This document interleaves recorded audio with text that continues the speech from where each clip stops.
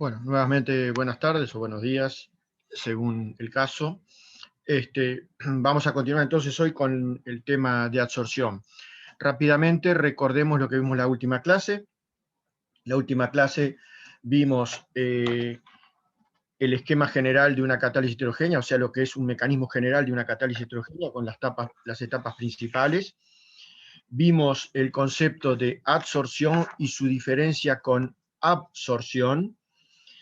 Vimos también cómo se determina una isoterma de adsorción y de alguna forma explicamos para qué sirve. Vimos la diferencia entre fisisorción y quimisorción, los distintos tipos o las distintas formas como una molécula puede quedar quimisorbida sobre un sólido. Y bueno, definimos la tasa de recubrimiento, o sea, los moles absorbidos sobre los que ocuparían la monocapa.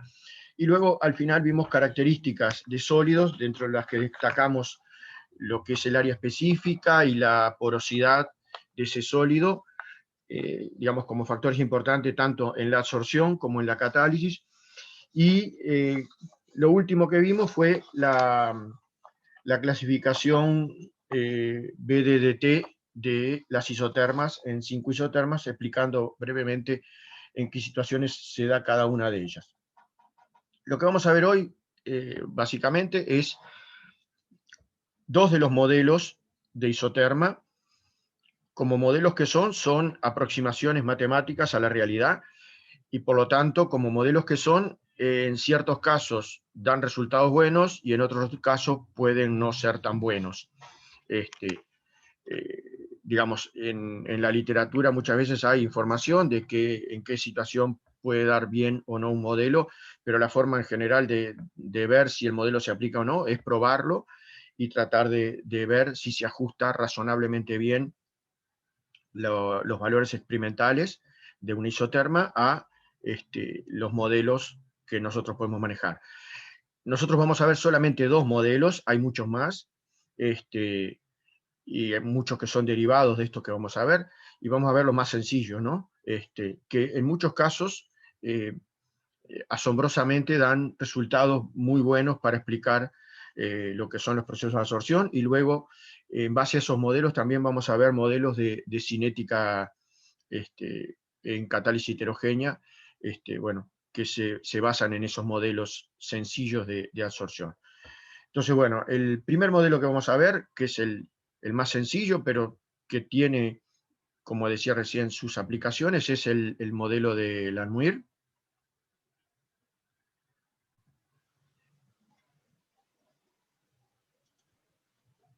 Y bueno, ¿qué es lo que establece este modelo? Básicamente, bueno, el modelo de Langmuir es un modelo... ¿me están escuchando bien? Sí. Bueno, gracias. Bueno, este modelo, que es un modelo sencillo, se basa en una serie de hipótesis. Fue establecido por Langmuir en 1915 y es aplicable tanto al caso de fisisorción como al caso de quimisorción. Y básicamente lo que hace es suponer superficies uniformes, establecer que no hay interacciones entre moléculas que están absorbidas, o sea, con sus moléculas vecinas, que los puntos en donde la molécula se absorbe son específicos y que se llega a la monocapa, o sea, la tasa de recubrimiento que puede haber, de acuerdo a este modelo, máxima es tita igual a 1, según como definimos tita la clase pasada, que eran los moles que hay en la capa sobre los que hay cuando se llena la monocapa. Bueno, entonces, básicamente, las hipótesis que establece este modelo son número de sitios finitos, todos equivalentes, o sea, la superficie, los sitios van a ser lo que nosotros llamamos después habitualmente sitios activos, son los puntos en los cuales las moléculas van a quedar unidas o por fisisorción, por fuerzas débiles, o por quimisorción, por fuerzas fuertes, tipo enlace. Bueno, esos sitios son lo que llamamos sitios activos. Hay una cantidad determinada para el sólido, o sea, ahí en general se puede llegar a definir cantidad de sitios por metro cuadrado o por unidad de masa, eso da lo mismo. Lo otro que establece este modelo es que cada sitio es capaz de albergar una molécula, o sea, el sitio puede, sobre ese sitio se puede fijar una sola molécula o se puede absorber una sola molécula. Molécula que alcanza un sitio libre se absorbe. Esto es una aproximación también porque no siempre cuando una molécula choca sobre la superficie de un sólido se absorbe. Tiene que sobrepasar ciertas energías, etcétera, para que la absorción sea efectiva. Pero bueno, este modelo eso lo simplifica y supone que si hay un sitio libre y una molécula choca en ese sitio, se pega y queda absorbida. Coeficiente de afinidad independiente del número de sitios ocupados. ¿Esto qué quiere decir? Que la posibilidad de que una molécula se absorba es la misma si el sitio libre está rodeado de sitios vacíos o si el sitio libre está rodeado de sitios ocupados. Eso se debe a que,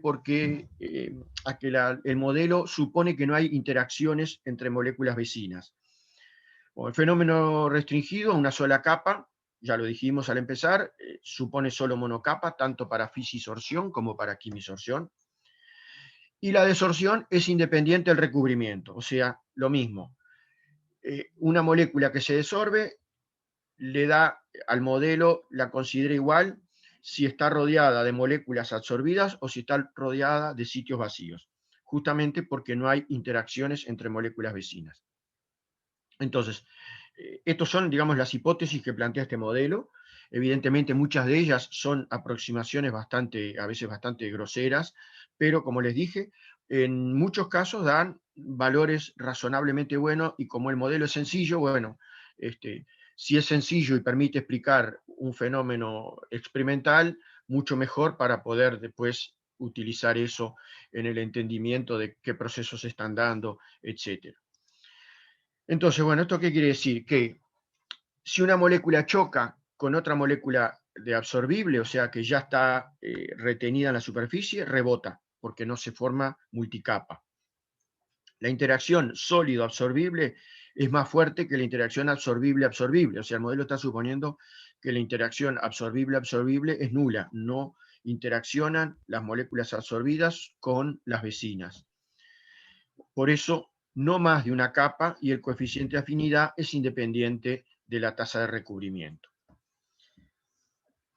Repito nuevamente, este modelo lo estableció Langmuir en 1915 y años después le llevó a obtener premio Nobel por sus estudios, entre ellos estos que tenían que ver con absorción y estudios también realizados en la parte de cinética química. Pues entonces ahora lo que vamos a hacer es la deducción matemática de la ecuación que lleva o que, digamos, define este modelo.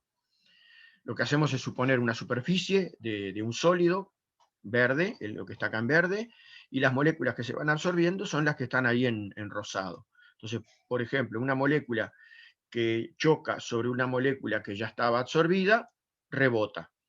Una molécula que choca sobre un sitio libre, queda absorbida y queda retenida. ¿Qué va a pasar? El sistema va a evolucionar hasta una situación de equilibrio. Evidentemente, ¿qué quiere decir equilibrio? Se trata de un equilibrio dinámico, o sea, va a haber moléculas absorbidas, va a haber moléculas desorbiéndose y va a haber al mismo tiempo moléculas absorbiéndose. Cuando estamos en las condiciones de equilibrio, lo que va a suceder es que la cantidad de moléculas absorbidas va a permanecer constante. Por ende, la velocidad de absorción va a ser igual a la velocidad de desorción. O sea, en ese momento, situación de equilibrio, la cantidad de moléculas que entran es igual a la que salen y por lo tanto la cantidad de moléculas en la superficie permanece constante. Entonces, bueno, a partir de eso, ahora con esa premisa de que la velocidad de absorción tiene que igualar a la velocidad de desorción, vamos justamente a ir a ver la deducción. Para eso vamos a pasar a un documento anexo que había, que no sé si lo tiene, pero igual, digamos, lo que tiene este documento son las deducciones. Entonces, bueno, ¿lo están viendo? Bueno, la isoterma de Langmuir.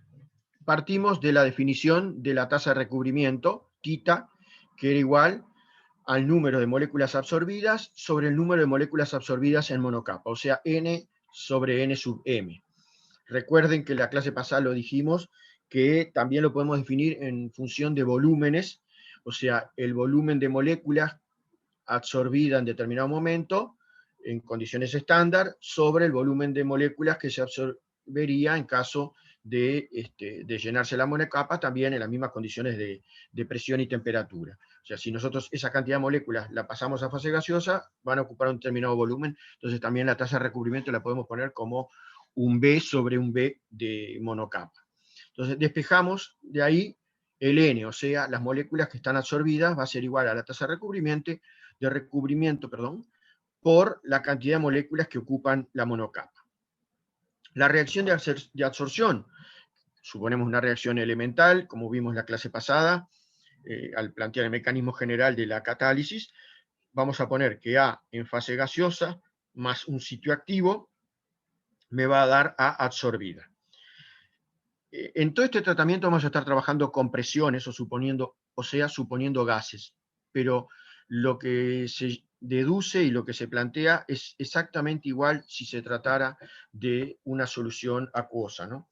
La diferencia es que en lugar de considerar presiones, consideramos concentraciones. Entonces, tengamos eso presente también, porque esto es válido también para soluciones acuosas.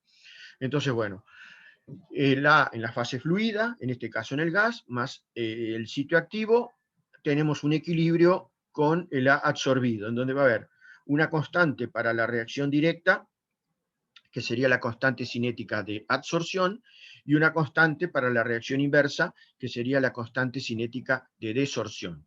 Como tales, K sub A y K sub D son constantes, como dije recién, cinéticas, y van a depender, evidentemente, de la temperatura.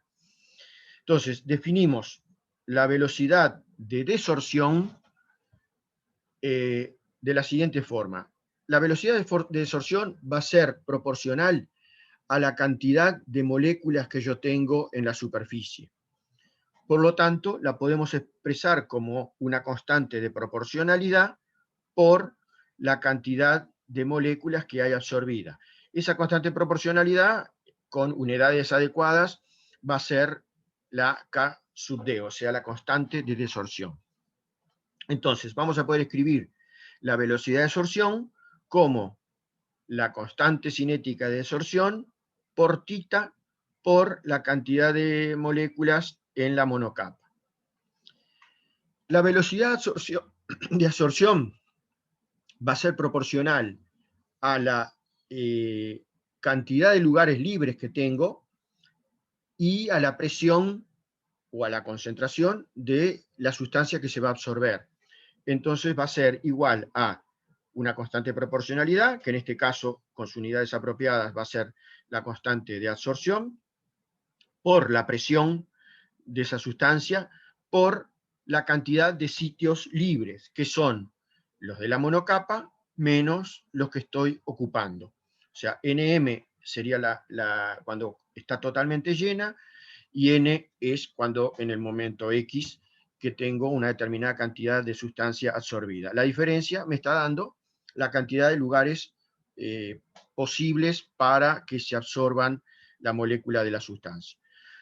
Entonces, sustituyendo acá N por la expresión que está acá arriba, N igual tita Nm, nos va a quedar que la velocidad de absorción va a ser K sub A por P por Nm menos tita Nm. Sacamos de factor común Nm y nos va a quedar igual a K sub A por P por 1 menos tita por Nm. Como dijimos, cuando se alcanza el equilibrio, que es un equilibrio dinámico, la velocidad de absorción tiene que igualar a la velocidad de desorción. Entonces igualamos las dos expresiones anteriores y nos va a quedar que K sub A por P por 1 menos tita Nm es igual a K sub D por tita por Nm. Ahí eliminamos Nm y reordenamos, o sea, ahí multiplicamos el miembro de la izquierda por K sub AP y nos va a quedar entonces K sub AP menos K sub AP por tita igual K sub D por tita. Reordenamos, pasamos todos los términos en tita para la derecha y nos queda K sub A por P va a ser igual a K sub D más K sub A por P por tita. Despejando tita de esta expresión, nos va a quedar que tita va a ser igual a K sub A por P sobre 1 más K sub D, perdón, sobre 1, perdón, tita va a ser igual a K sub A por P sobre K sub D más K sub A por P. Eso ya es una expresión de la isoterma, pero que la vamos a transformar en algo más manejable. Y bueno, lo que se hace es dividir tanto el numerador como el denominador entre la constante cinética de disociación, o de desorción, mejor dicho, constante cinética de desorción. Entonces nos queda tita, va a ser igual a K sub A sobre K sub D por P, sobre K sub D sobre K sub D, que es 1, más K sub A sobre K sub D por P. Ahora, aparece tanto en el numerador como en la sumatoria, en la suma esa del denominador, el cociente de constantes K sub A sobre K sub D. Bueno, si tenemos en cuenta que la constante K sub A es la de absorción y la de K sub D es la de absorción, este cociente tiene las dimensiones de una constante de equilibrio. Entonces, bueno, definimos ese cociente K sub A sobre K sub D como K sub L, que se llama constante de Langmuir. Es una constante de equilibrio, como tal va a ser función de la temperatura. ¿Y qué es lo que nos indica esa constante de equilibrio? Bueno, nos indica la facilidad o no que tiene la sustancia, en este caso A, para absorberse sobre ese sólido. Evidentemente, si la KL es grande, quiere decir que A se absorbe fuertemente. Si KL es chica, quiere decir que A se absorbe débilmente sobre el sólido que estamos considerando. Entonces, bueno, introduciendo esta constante de equilibrio, esta constante de Langmuir, nos va a quedar ahora tita igual a KLP sobre 1 más KLP, que es justamente lo que se representa matemáticamente la isoterma del Langmuir. Recuerdo acá, digamos, lo que ya dijimos, que el tita también lo podemos expresar como cociente de volúmenes, donde B sería el volumen absorbido y Bm sería el volumen máximo absorbido, o sea, el de la monocapa. De esa forma podemos llegar a poner la ecuación de esta manera. Lo van a ver cuando tengan la parte de resolución de problemas de absorción, que en algunos casos tienen que usar esta ecuación. Y bueno, el volumen absorbido sería igual al volumen de la monocapa por KLP sobre 1 más KLP. Como ya les había dicho, la KL es una constante de equilibrio que es función de la temperatura, pero también depende de la superficie del absorbente y de la especie absorbida. O sea, como implica una interacción entre un absorbible y un absorbente, bueno, no solo depende de la temperatura, sino que depende también de las características del sólido y de la especie que se está absorbiendo. En este caso, si se trata de A gaseoso, bueno, también depende de las características de A gaseoso.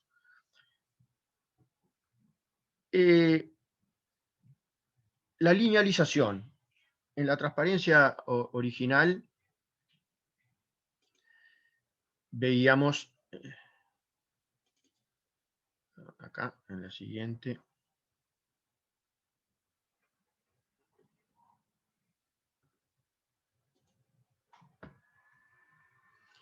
ahí tenemos la expresión de la velocidad de absorción, la velocidad de absorción, la definición de KL y la forma de la isoterma, o sea, tita igual KLP sobre 1 más KLP. Y la representación es esta que está acá, o sea, si uno grafica tita contra la presión, recuerden que estas presiones son presiones de equilibrio, puede ser también tita contra la presión reducida, o sea, P sobre P0, y en el caso de tratarse de un líquido, en lugar de P será concentración de equilibrio.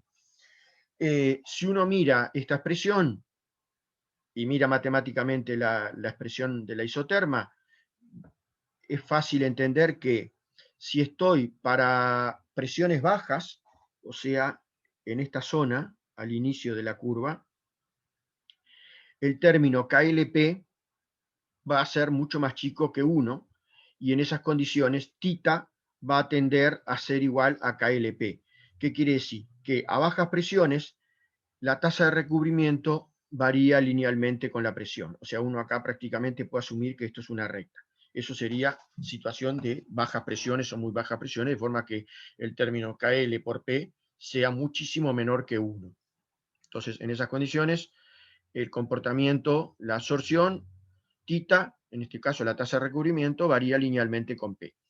En el otro extremo, cuando P tiende a infinito, en esas condiciones, ahora KLP pasa a ser mucho mayor que 1. Y entonces nos queda que θ prácticamente es KLP sobre KLP, que vale 1. Y bueno, ahí tenemos el θ1 implica la superficie totalmente cubierta, o sea, la monocapa. Entonces, bueno, el extremo máximo para P tendiendo a infinito es la monocapa, y para presiones muy bajas podemos suponer un comportamiento lineal entre θ y la presión de equilibrio, ¿no? La linealización, acá justamente está planteada. En general, esto es un problema más bien histórico. Hasta hace unos 30 años, en donde no se disponía en forma tan accesible de computadoras personales y eso, la mejor forma de verificar el cumplimiento de esta relación, θ igual KLP sobre 1 más KLP, era linealizarlo. O sea, en esa época, la forma de verificar muchas ecuaciones, lo van a ver acá, lo van a ver luego cuando vean la parte de catálisis enzimática y en algún otro lado más, terminaban haciendo una linealización como forma sencilla de verificar si la ecuación se estaba cumpliendo. Hoy en día, con la posibilidad de tener herramientas como Serie Excel, etcétera, que permiten graficar los puntos experimentales y obtener una buena curva que correlacione esos puntos, no sería tan necesario. Pero bueno, es verdad que las linealizaciones permiten ver claramente si se está cumpliendo o no con el modelo. Y bueno, la forma linealizada de esta expresión plantea esto, o sea, 1 sobre n es igual a 1 sobre KL por Nm por 1 sobre P más 1 sobre Nm. ¿Qué es lo que se hace acá? Bueno, uno determina el n o el volumen y grafica 1 sobre n contra la inversa de la presión. De hecho, este modo de linealización se llama doble recíproca, porque hacemos la inversa de los moles absorbidos contra la inversa de la presión de equilibrio. Y bueno, si está cumpliendo con el modelo de Langmuir, eso nos debería dar una recta cuya ordenada en el origen es la inversa de los moles que hay en la monocapa, y la pendiente es este otro término. ¿Qué podemos hacer ahí? Bueno, nos queda este término como pendiente, este término como ordenada. A partir de la ordenada podemos encontrar el valor experimental de Nm, o sea, la capacidad de la monocapa, y planteando un sistema de dos ecuaciones con dos incógnitas podemos despejar KL y conocer entonces para ese sistema cuánto vale la constante de Langmuir, y bueno, tener más claro si el sistema se absorbe, si el gas que estamos considerando se absorbe fuertemente o débilmente o en condiciones intermedias o lo que sea. Lo que vamos a ver entonces ahora es volver al anexo para ver la deducción de la doble recíproca y alguna cosa más. Bueno, como justamente está acá, lo que hacemos es sustituir θ por n sobre nm. Entonces nos queda la ecuación de Langmuir ahora como n igual nm KLP sobre 1 más KLP. Hacemos el doble recíproco, o sea, damos vuelta los dos miembros y nos va a quedar entonces que 1 sobre n es igual a 1 más KLP sobre KLP por nm. Lo que hacemos ahora es el numerador separarlo en dos y nos queda 1 sobre n igual 1 sobre KLP P por 1 sobre Nm más 1 sobre Nm. Reordenando nos queda la expresión que fue la que vimos recién, y como dijimos, bueno, graficando la inversa de los moles absorbidos contra la inversa de la presión, se obtiene una recta de pendiente 1 sobre KL Nm y ordenada en el origen 1 sobre Nm. De esta forma, con esos dos valores, la pendiente y la ordenada en el origen, tenemos un sistema de dos ecuaciones con dos incógnitas, del cual podemos calcular KL y Nm. Como vamos a ver seguidamente, bueno, ya les dije, el KL me permite saber si la absorción es débil o es fuerte, y a partir del Nm tenemos cuál es la máxima capacidad de la monocapa, y de allí podemos determinar un parámetro que es sumamente importante en absorción y en catálisis, que es la determinación de la superficie específica del sólido en cuestión. Entonces, bueno, pasamos a la transparencia siguiente, en donde, bueno, ahí la parte verde sería el sólido, lo rosado serían las moléculas que se están absorbiendo. Como ya dijimos, N es la cantidad absorbida por gramo de sólido, Nm es idéntico, pero para la monocapa. Bueno, la capacidad de la monocapa, bueno, es la cantidad absorbida en una capa de una molécula de espesor que cubre completamente toda la superficie de un gramo de sólido. O sea, todos los sitios activos de ese sólido están ocupados por una molécula y no hay formación de multicapa ni nada por el estilo. Entonces, cuando todos los sitios activos están ocupados, tenemos llena la monocapa, y de ahí podemos determinar la capacidad de la monocapa. Entonces, si conozco la capacidad de la monocapa, o sea, el Nm, si además conozco el área que cubre una molécula, o sea, una molécula al absorberse, qué superficie ocupa, si esa información yo la tengo, puedo calcular el área, lo que se llama área específica de ese sólido. Y bueno, ¿cómo hacemos eso? Bueno, el área específica expresada por gramo va a ser igual a la capacidad de la monocapa por el número de Avogadro por el área que ocupa una molécula. Veamos un poco las dimensiones que tenemos acá para entender la fórmula. Nm son moléculas por gramo de sólido. L es el número de Avogadro, o sea, 6,023 por 10 a la 23 moléculas por mol. Yo estoy multiplicando moléculas por mol por moles sobre gramo. Me está quedando moléculas por gramo. O sea, el producto de Mn por L me está dando la cantidad de moléculas que hay absorbidas en un gramo de sólido. Si la cantidad esa es la de la monocapa, me va a estar dando el máximo de moléculas que yo puedo absorber por sólido. Y si además eso lo multiplico por el área que ocupa cada molécula, tengo el área específica o efectiva de ese sólido por gramo. Dado que el valor de AsM, imagínense que es una molécula, y en realidad es lo que una molécula ocupa, o sea, la proyección de la molécula sobre la superficie, está dado eso en Armstrong.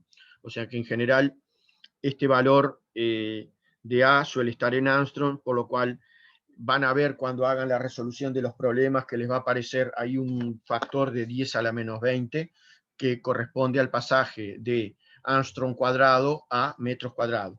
¿Por qué? Repito, el área de la molécula, como es muy chica, se suele dar en Armstrong.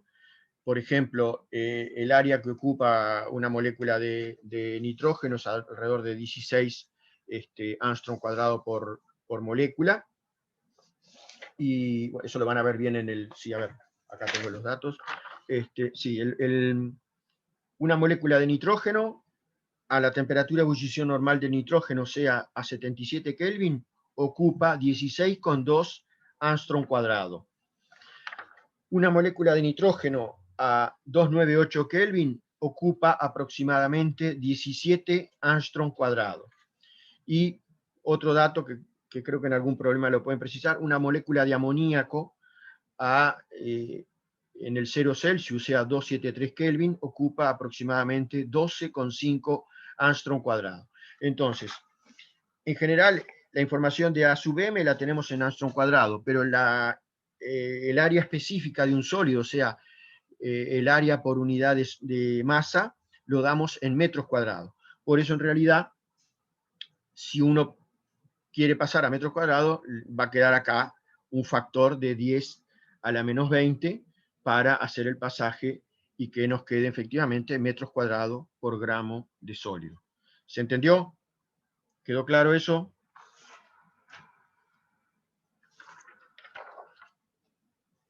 Bueno, entonces, esto lo van a ver cuando hagan los ejercicios, que en muchos casos se les da la información y bueno, a partir del datos de la isoterma, tienen que determinar el valor de Nm y bueno, con la información adicional que les dan del valor del área que ocupa esa molécula, pueden llegar a determinar el área del sólido. Y bueno, experimentalmente, ¿cómo se hace esto? Bueno, más bien se hace no tanto con las isotermas del almuín, sino más bien con las isotermas de BET, que vamos a ver dentro de un rato, en todo caso se los comento ahí. Bueno, hasta ahí entonces lo de la isoterma del almuín. Lo de las unidades ya lo aclaramos. En general les va a aparecer el factor de 10 a la menos 20 para que queden metros cuadrados por gramo.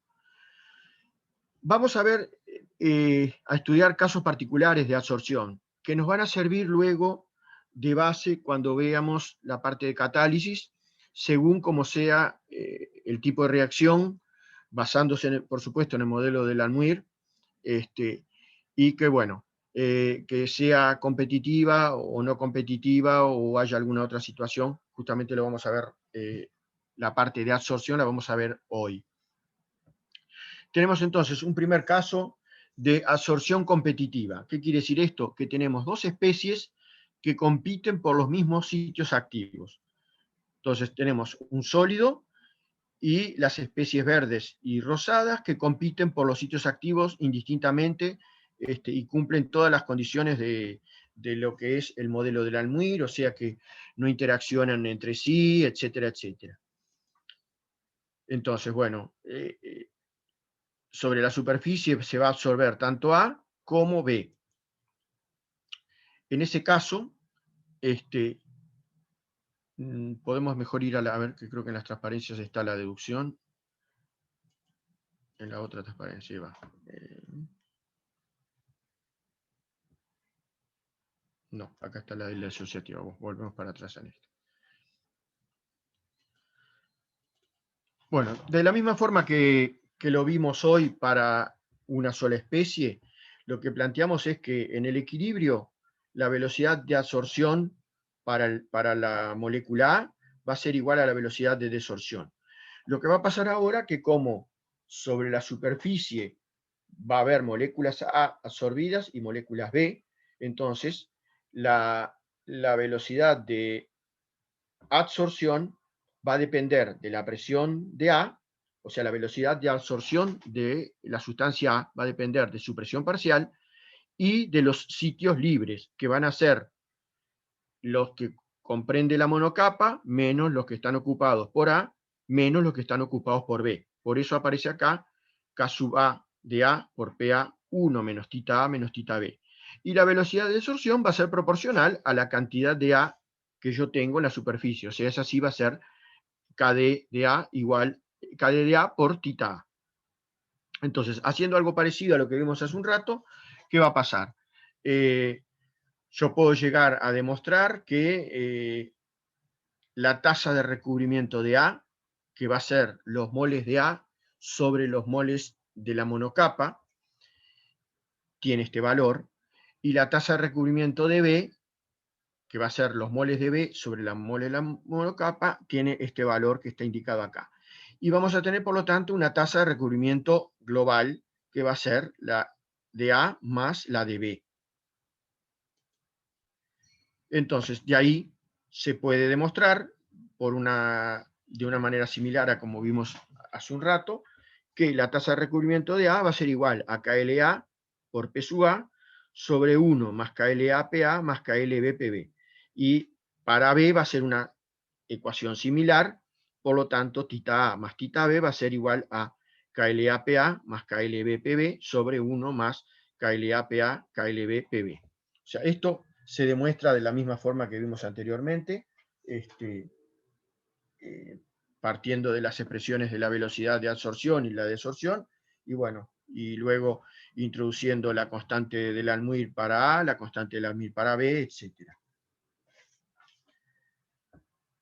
¿Qué pasa si tenemos más de dos especies? Bueno, si tenemos más de dos especies y se absorben en forma competitiva, bueno, va a haber que tenerlas en cuenta en la tasa de recubrimiento, y nos va a quedar, bueno, la expresión que está acá. O sea, si tenemos un número i de especies, lo que va a pasar es que la tasa de recubrimiento de la especie i va a ser igual al KLI-PI sobre 1 más la sumatoria de los KLI-PI.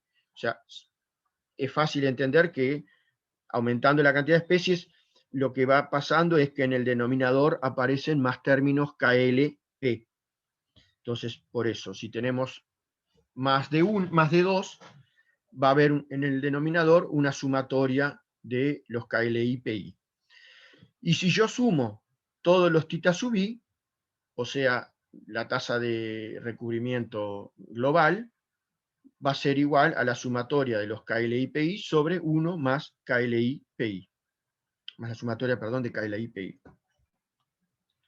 En donde las KLI van a ser siempre la constante de absorción para la especie I sobre la constante de absorción para la especie I, siguiendo este equilibrio, ¿no?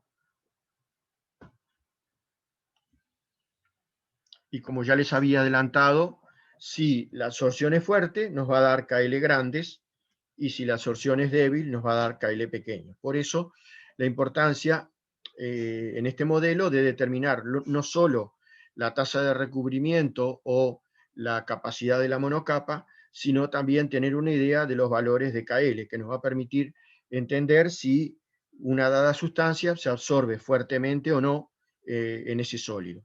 Eso después nos va a permitir introducir simplificaciones al determinar la ecuación cinética para la parte de catálisis. Eso lo vamos a ver a partir de la semana que viene. Pero bueno, tengan presente eso, que bueno, si la KL es grande, quiere decir que el equilibrio está muy desplazado hacia la derecha, por lo tanto, la absorción es fuerte. Si KL es chico, el equilibrio está más bien desplazado hacia la izquierda, y en ese caso la absorción es débil. El caso particular, que este sí vamos a ver la demostración, es cuando hay absorción disociativa y desorción asociativa. Esto que a priori parece chino, ¿qué quiere decir?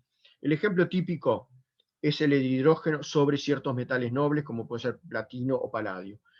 ¿Qué pasa? El hidrógeno, ya algo les comentamos en la clase pasada, el hidrógeno, al absorberse sobre ciertos metales, se dan dos procesos simultáneos, o prácticamente simultáneos. Primero se rompe el enlace hidrógeno-hidrógeno y se forman dos enlaces metal-hidrógeno, de forma que sobre el metal no tenemos la molécula de hidrógeno H2 absorbida, sino que vamos a tener hidrógeno monoatómico absorbido, o sea, H.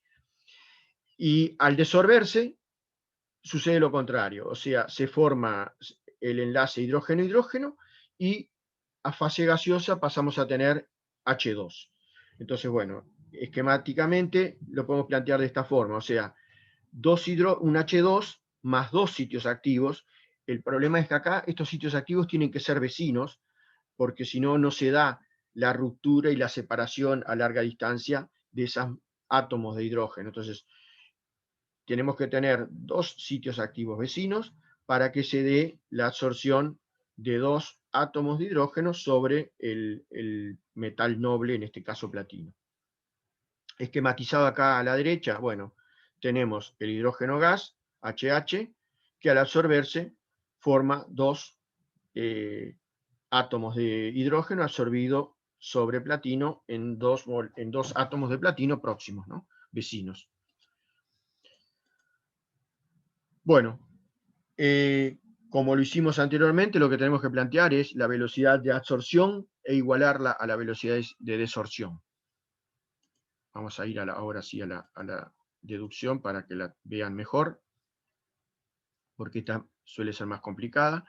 Bueno, nuevamente, para la sustancia X, definimos la tasa de recubrimiento como Nx sobre Nm, despejamos Nx, va a ser igual a tita por Nm. La velocidad de absorción va a ser proporcional a la cantidad de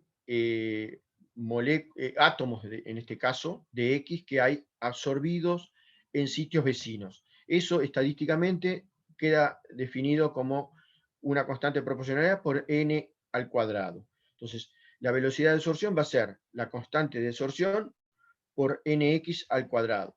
Sustituyendo por esta expresión de arriba, nos va a quedar que es igual a k sub d por tita de x al cuadrado por nm al cuadrado.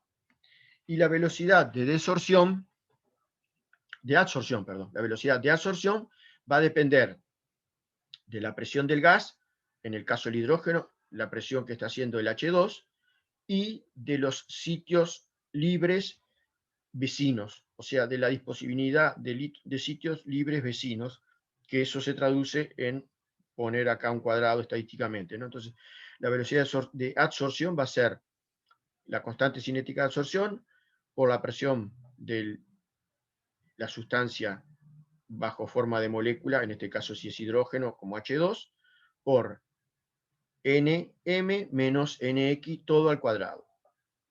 Sustituyendo el Nx por la expresión tita Nm, nos queda K sub A por la presión de X2 por Nm menos tita Nm al cuadrado. Sacamos de ahí Nm de factor común y nos va a quedar K sub A por P de X2 por 1 menos tita de X al cuadrado por Nm al cuadrado. Como ya dijimos, en el equilibrio se cumple velocidad de absorción igual a velocidad de absorción. Igualamos esta expresión con esta de acá arriba y nos queda K sub A por P sub X2, 1 menos tita X al cuadrado, Nm al cuadrado igual a K sub D tita X al cuadrado, Nm al cuadrado. Podemos simplificar ahí los Nm y nuevamente definir una constante de Langmuir, una KLX2, como K de absorción sobre K de desorción. Recuerden, va a ser función de la temperatura, de la sustancia que se está absorbiendo y del sólido. Y bueno, sustituyendo, lo que hacemos es pasar el K sub D para el otro miembro y nos queda KLX por PX2, 1 menos tita al cuadrado, igual tita al cuadrado. Despejamos tita como tita x igual KLX2 a la 1 medio por PX2 a la 1 medio por 1 menos tita. Y bueno, de ahí desarrollando la expresión esa,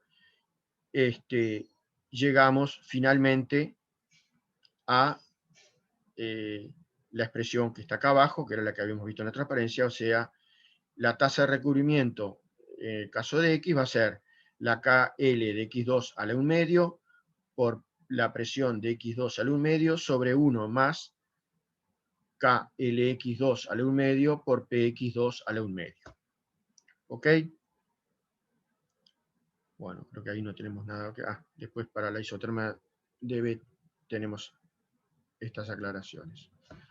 Bueno, entonces volvemos a la otra transparencia. Bueno, entonces de ahí partimos, llegamos a esa expresión, tita x es igual a, bueno, la raíz cuadrada de KLX2, PX2, sobre 1 más la raíz cuadrada de KLX2, PX2. O sea, esa nuevamente sería la isoterma para el caso de absorción disociativa, desorción asociativa. En donde, bueno, ya definimos la constante de Langmuir como ese valor.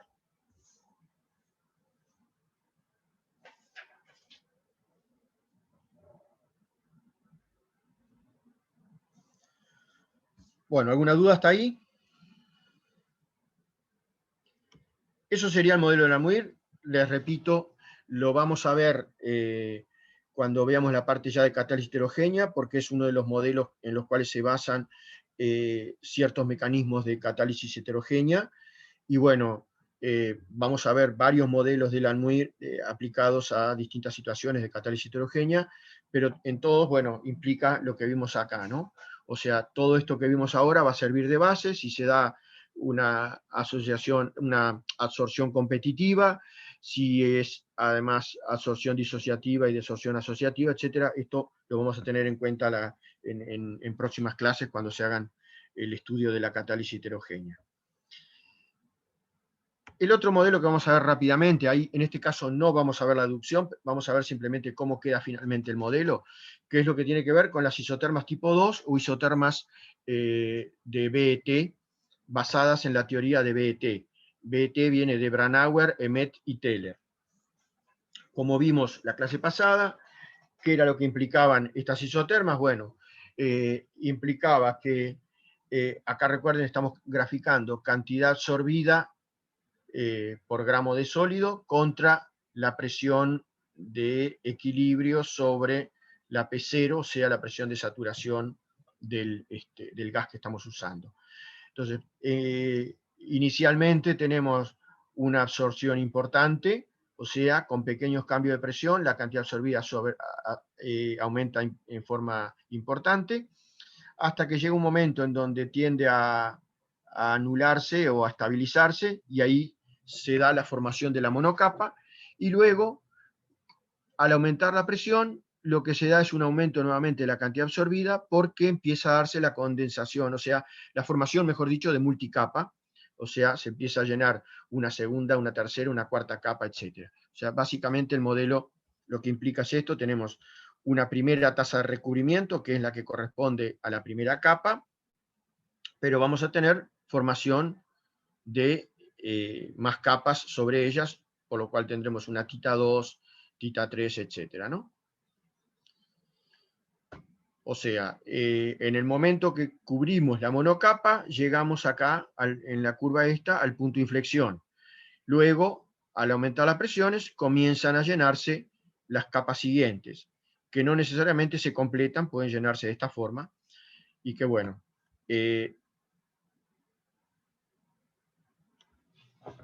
¿cuáles son las hipótesis que establece la teoría de BET o de Brandauer, Emmet y Teller? Nuevamente les repito, es un modelo matemático que trata de ajustar lo mejor posible a este tipo de isotermas. O sea, hay sustancias que al absorberse sobre determinados sólidos tienen este comportamiento. Entonces, aplicando esta teoría, uno puede sacar parámetros y entre ellos puede sacar valores del área específica, determinar la capacidad de la monocapa y por lo tanto el área específica. Y bueno, no lo vamos a ver en el curso, ni la deducción de este modelo, ni los otros parámetros que uno puede medir, pero bueno, les digo que a partir de cómo quede la curva, se puede, y si inclusive hay histéresis, o sea, ahí pasaría a ser una isoterma tipo 4, se puede determinar la distribución de tamaño de poro, el tamaño de poro, y bueno, algún otro parámetro más, se llaman parámetros texturales, y por supuesto el área específica que tiene ese sólido. ¿Cuáles son las hipótesis que plantea la teoría de BET? Bueno, nuevamente que es un fenómeno dinámico en multicapa, que en el equilibrio la velocidad de condensación iguala a la velocidad de evaporación para cada capa absorbato-vapor, que la interacción lateral es despreciable, o sea, en eso deriva del modelo de Langmuir, o sea, supone que no hay interacción entre moléculas vecinas, que la absorción, el delta H de absorción es igual al menos el delta H de condensación para capas distintas a la primera, o sea que literalmente para la capa 2, 3 y 4 lo que se da es una condensación, y que la constante de evaporación es igual a la constante cinética de condensación para la primera para las capas distintas de la primera. Y P es igual a P0, implica que el adsorbato condensa como líquido y forma una cantidad de un número infinito de capas. La expresión matemática a la cual se llega en el modelo de Langmuir, repito, no lo vamos a deducir porque es más compleja, es la siguiente, en donde, bueno, llegamos a esta relación, PR, que sería la presión reducida, o sea, este PR es la presión sobre la presión de saturación, el P0. Muchas veces en esta isoterma se trabaja con nitrógeno, por lo tanto, la isoterma se construye a la temperatura de ebullición normal del nitrógeno, que son 77 Kelvin, o sea, menos 196 Celsius, y entonces la PR se determina como P sobre P0, que es la presión de saturación, en ese caso sería 1, una atmósfera, y bueno, PR sería la presión reducida, y bueno, nos queda que PR sobre N por 1 menos PR es igual a 1 sobre N de la monocapa por C, más el término C menos 1 sobre NMC por PR. En donde, bueno, C es una constante propia del sólido y es función de la temperatura. Y bueno, como ya les dije, PR sería la presión reducida, en donde sería P sobre P0, y el P0 es la presión de vapor del adsorbato a la temperatura de la experiencia. Esta expresión muchas veces, en lugar de plantearla de esta forma, o sea, recuerden, N sería la cantidad de moles que hay en la absorbidos, y Nm sería la capacidad de la monocapa. También puede expresarse en función de los volúmenes. Muchas veces aparece más bien en función de los volúmenes, y bueno, la expresión va a ser exactamente igual, lo único que en lugar de N vamos a tener el volumen correspondiente a lo que está absorbido, y en lugar de Nm vamos a tener el B sub m, que sería el volumen correspondiente a la capacidad de esa monocapa.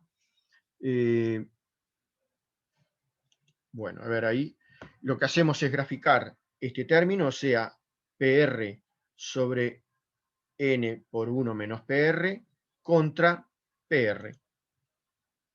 Y entonces nos da, si en la zona que se cumple el modelo, nos da una recta cuya pendiente es este término de acá y cuya ordenada en el origen es este otro término. Ahí tenemos dos ecuaciones con dos incógnitas. Nuevamente, resolviendo el sistema, podemos determinar el valor de C. A partir del valor de C se pueden determinar lo que ya dijimos, parámetros que tienen que ver con el sólido, y en este caso lo que más nos interesa a los efectos del curso es, podemos determinar el Nm, que es la capacidad de la monocapa, de lo cual luego podemos calcular el área específica de ese sólido. Algunas consideraciones con respecto a esto, bueno, que generalmente esta ecuación se aplica para presiones reducidas entre 0,05 y 0,35. O sea, se aplica en esta zona de acá, porque luego de llena la monocapa pierde validez y lo más probable es que termine obteniéndose una curva. Como muchas veces, estos son valores indicativos, o sea, yo he visto casos en los cuales se sigue dando el comportamiento lineal para valores mayores a 0,35. Eso es cuestión de verlo en el momento, o sea, hacer la gráfica y a partir del momento en donde se empiece a curvar, descartar esos valores y quedarse con lo que cumple con un ajuste lineal, con un razonablemente bueno coeficiente de correlación, o sea, un R cuadrado lo más grande posible y próximo a 1. Entonces, a partir de ahí es válido y bueno, en esas condiciones se termina de calcular el Nm de acá para sacar luego el área específica de ese sólido. Bueno, por los datos de la pendiente y de la ordenada en el origen, resolviendo el sistema nos va a quedar que el Nm va a ser 1 sobre la pendiente más la ordenada, y C va a ser la pendiente sobre la ordenada más 1.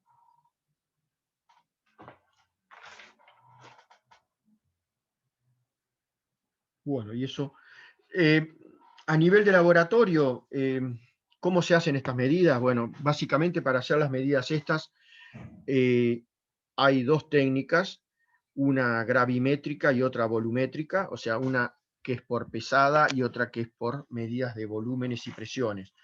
En la técnica gravimétrica lo que se hace es, bueno, poner un sólido en una balanza literalmente, que está en un equipo que se le hace vacío, se desgasea y se le coloca a una determinada temperatura. En general, el sólido tiene que estar sumergido en nitrógeno líquido, que está a la temperatura de 77 Kelvin, y en esas condiciones se van haciendo admisiones de nitrógeno, se deja que se alcance la presión de equilibrio, se mide la presión de equilibrio y se mide la cantidad de nitrógeno que se absorbió sobre el sólido, y bueno, a partir de la cantidad de nitrógeno absorbido se determina de alguna forma el N, y bueno, se procesan esos datos y de ahí se puede sacar el área específica.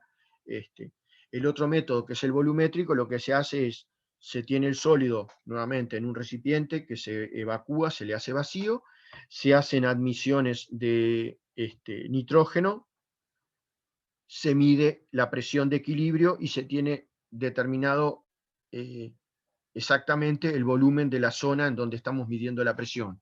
Entonces, se mide la presión inicial en cada punto, con lo cual se tiene la cantidad de moles de gas que se admitieron.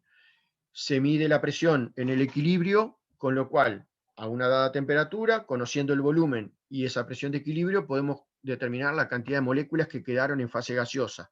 Por diferencia, sacamos la cantidad de moléculas que quedaron absorbidas. Bueno, y eso se va repitiendo y vamos teniendo los valores de N para distintas PR, y bueno, y después podemos graficar. Básicamente es eso el método que usan.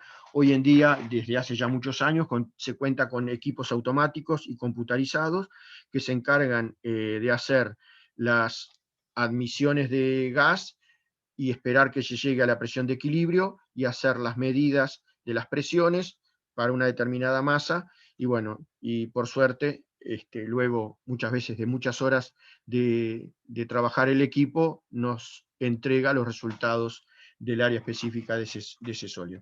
Pero en general hay que procesar o revisar sobre todo esto, que la zona de aplicación sea correcta, porque si no hay que descartar puntos, etcétera. Pero me refiero, a mí en alguna oportunidad me tocó hacer isotermas a mano y llevaban 2 o 3 días de trabajo continuo y exhaustivo, y hoy por hoy con los equipos automáticos eso lo hace un equipo. Puede llevar, un isoterma puede llegar varios días si son sólidos con porosidad muy reducida, pero por suerte los equipos lo hacen automáticamente. Y por suerte hoy en día contamos en facultad con un equipo bastante nuevo para hacer este tipo de medidas.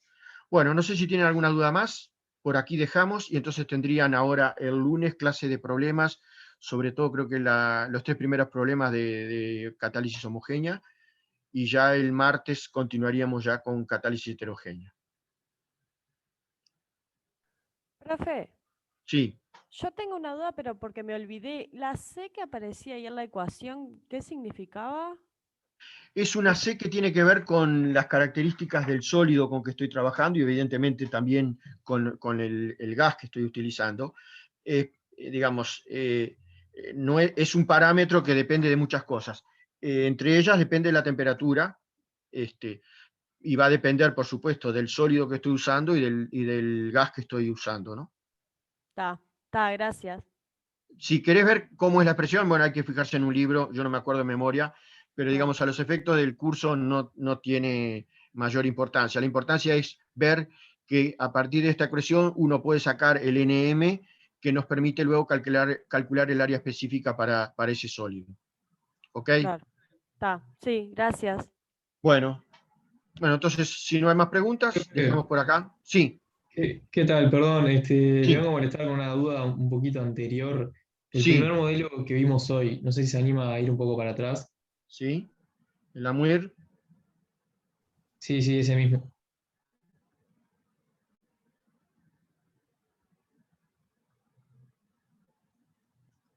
ay, me pasé.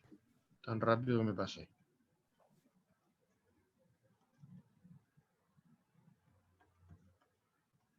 Este sería el modelo. ¿Cuál es la duda? Ahí va, en la diapositiva siguiente, si se anima. ¿Sí? Sé que lo dijo, pero no termino de entender, o capaz que escuché mal, por qué, por ejemplo, cuando planteamos la ley cinética, la ley de velocidad de la velocidad de absorción, sí se tiene en cuenta la presión y por qué no la desorción o desabsorción, no sé. Bueno, sí. Si vos planteás y tratás de pensar en una reacción cualquiera, la velocidad de la reacción va a depender de una constante y de la concentración que tenés de esa sustancia presente. En este caso no es exactamente concentración, porque en realidad es una cantidad de moléculas absorbidas sobre una superficie. Vos no podés dar un valor de moles por unidad de volumen. Serían moles por unidad de superficie. Entonces, la velocidad de absorción va a depender de cuántas moléculas yo tengo absorbidas y de la constante cinética.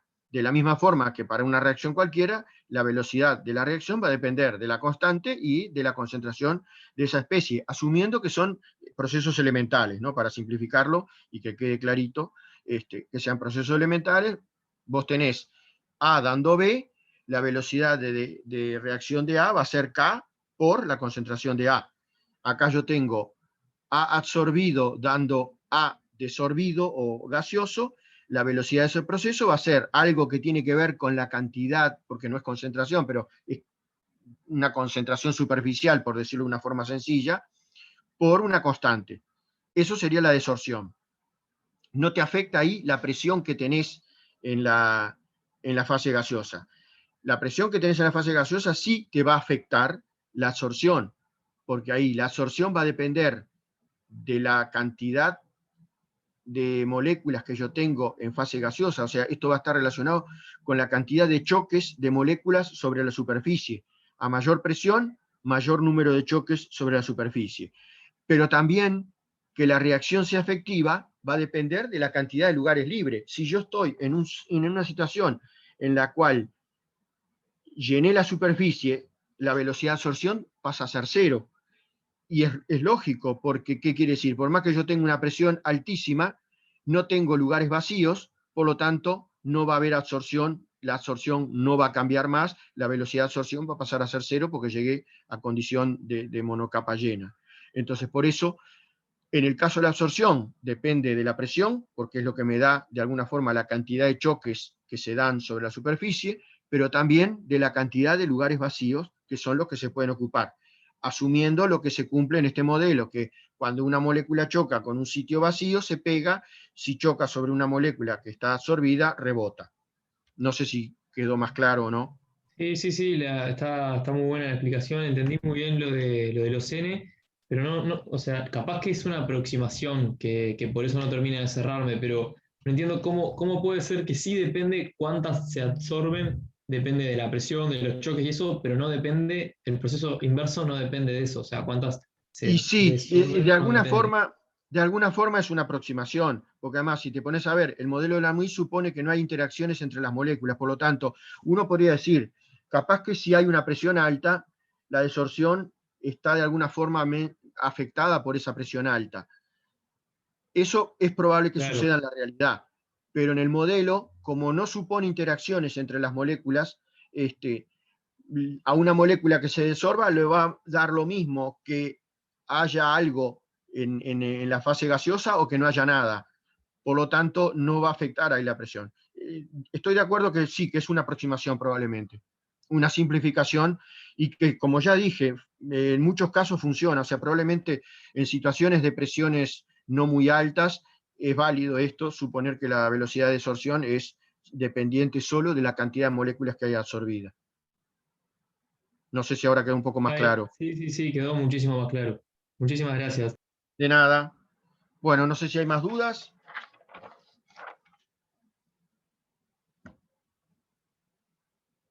Bueno, entonces dejamos por acá y nos veremos el martes.